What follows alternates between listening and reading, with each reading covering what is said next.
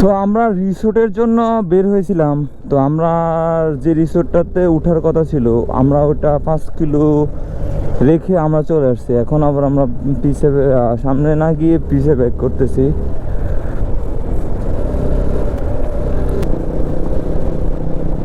এ হচ্ছে আমাদের শিহাব, আদি, সামনে হচ্ছে আমাদের ফরহাদ ভাই, টাইম লাইনার ফরহাদ ভাই।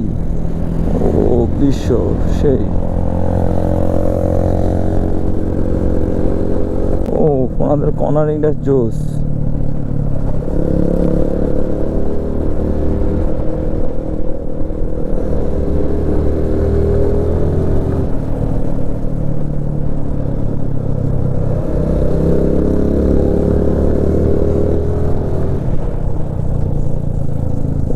এই একটা রিসোর্ট।